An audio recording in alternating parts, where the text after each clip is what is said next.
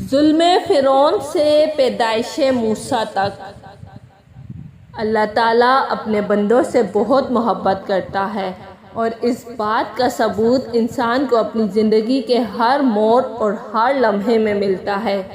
یہ سچ ہے کہ معجزے نبیوں کے لیے تھے، اور نبیوں کے بعد معجزات کا سلسلہ ختم ہو گیا، مگر خدا آج بھی اپنے محبوب بندوں کی مشکل وقت میں غیبی مدد کرتا ہے۔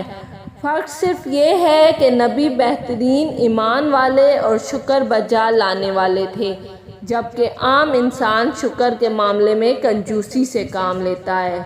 فرعون، جس کا اصل نام میثر بن ولید بن ریان تھا، ایک ظالم، جابر اور خدائی کا دعویٰ کرنے والا ملعون تھا۔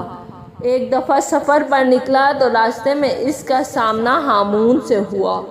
دونوں کی دوستی ہوئی اور گہری ہوتی گئی۔ سفر جاری رہا اور وہ دونوں ملک مصر میں پہنچے اور آگے سفر کا ارادہ ترک کر دیا۔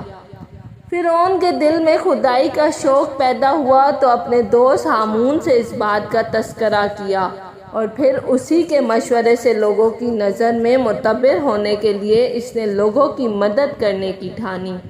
ملک مصر کے بادشاہ سے دراغوں کی مقبرہ کی ملازمت لی۔ کرشمہ قدرت کے اسی سال وبائی مرض پھیلنے کی وجہ سے ہزاروں لوگ اپنی جانوں سے گئے۔ ظلم فرعون نے ہر لاش کے بدلے 1 دینار سونے کا لینا شروع کر دیا، اور اسی طرح اس نے بہت پیسہ جمع کیا۔ بادشاہ مصر نے اس پیسے کے عوض اسے پورے شہر کے داروغی دے ڈالی۔ چند عرصے کے بعد وزیر مصر وفات پا گیا۔ بادشاہ فرعون کے کام سے بہت خوش تھا، اس لیے اس نے مصر کی وزارت فرعون کے حوالے کر دی۔ لوگوں کے دل میں جگہ بنانے کے لیے فرعون نے مصر کے تمام لوگوں کا 1 سال کا جزیہ اپنے پیسوں سے ادا کیا۔ مزید یہ کہ اگلے 2 سالوں کا جزیہ معاف بھی کرا دیا۔ لوگ فرعون کو پسند کرنے لگے تھے، اس کی عزت بڑھنے لگی، لوگوں کی زبان سے اس کے لیے دعائیں نکلنے لگیں۔ کچھ عرصہ ہی گزرا تھا کہ بادشاہ مصر وفات پا گیا۔ 3 دن کے سوگ کے بعد سب کو نئے بادشاہ کی فکر ستانے لگی۔ تمام لوگ دربار میں اکٹھے ہوئے کیونکہ بادشاہ کی کوئی اولاد نہیں تھی۔ چنانچہ فرعون کی لوگوں کے دل میں عزت اس قدر بڑھ چکی تھی کہ اسے بادشاہ بنانے پر بھی کسی نے اعتراض نہ کیا۔ بادشاہت ملتے ہی فرعون کے تکبر کے شعلے آگ پکڑنے لگے تھے۔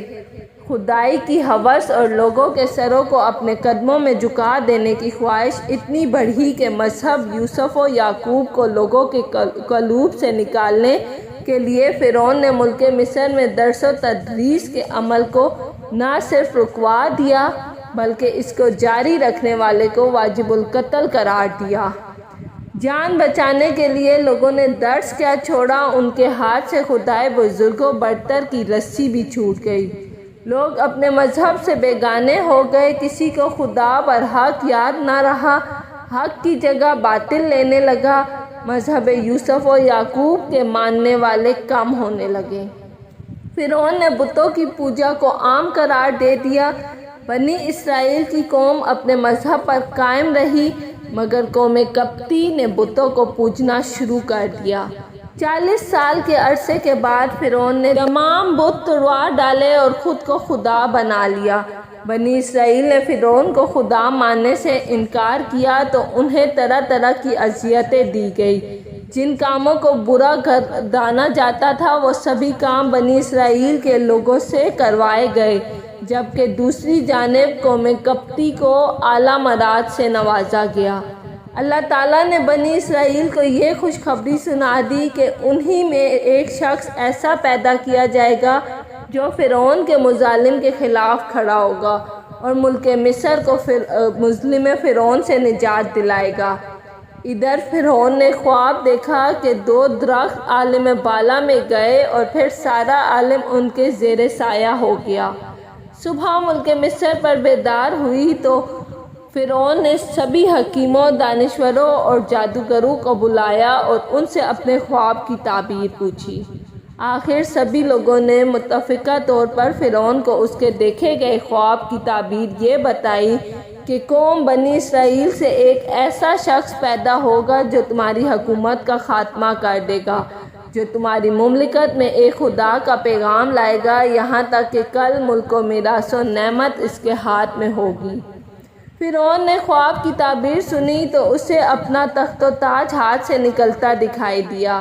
چھوٹے معبود کے پیر اکھڑنے لگے تھے۔ خدائی کا دعوے دار خود کو مذاق بننے سے خوف کھاتا تھا۔ ظلم کی چکی نے پھر سے چلنا شروع کیا۔ حکم فرعون لوگوں پر قہر بن کر گرا۔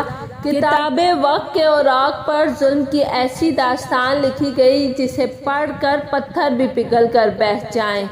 ملک مصر میں جہالت نے پر پھیلائے۔ فرعون کے حکم سے بنی اسرائیل کے ہاں پیدا ہونے والا ہر نامولود موت کے گھاٹ اتار دیا جانے لگا۔ لوگوں کی آہیں سسکیاں فرعون کے تخت تک نہ پہنچ پاتی تھیں، مگر ان سسکیوں نے عرش کا دروازہ ضرور کھٹکایا۔ حضرت ابو ہریرہ سے روایت ہے کہ نبی پاک صلی اللہ علیہ وآلہ وسلم نے ارشاد فرمایا، مظلوم کی بددعا جو ظالم کے حق میں ہو بادلوں کے اوپر اٹھا لی جاتی ہے۔ آسمانوں کے دروازے اس دعا کے لیے کھول دیے جاتے ہیں اور اللہ تعالیٰ فرماتا ہے، میں تیری امداد ضرور کروں گا اگرچہ کچھ تاخیر ہو۔ رحمت خداوندی جوش میں آئی اور آسمان و زمین نے دیکھا کہ فرعون کے غلام عمران کے گھر اللہ کا نور چمکا، جس کا وعدہ اللہ نے بنی اسرائیل سے کیا تھا۔ ظلم کی کالی رات سمٹی اور نئی صبح کے آفتاب نے چار سو روشنی پھیلا دی۔ قہر کے بادل چھٹنے لگے۔ فرعون کی خدائی داغدار ہوئی۔ معبود برحق کی جیت ہوئی۔ بنی اسرائیل سے کیا گیا وعدہ آخر کو سچ ہوا۔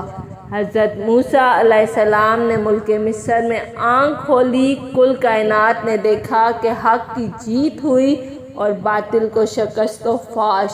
جیسا کہ مظلوم کی بددعا سے ڈرو، اس کی دعا اور اللہ کے درمیان کوئی پردہ نہیں ہے۔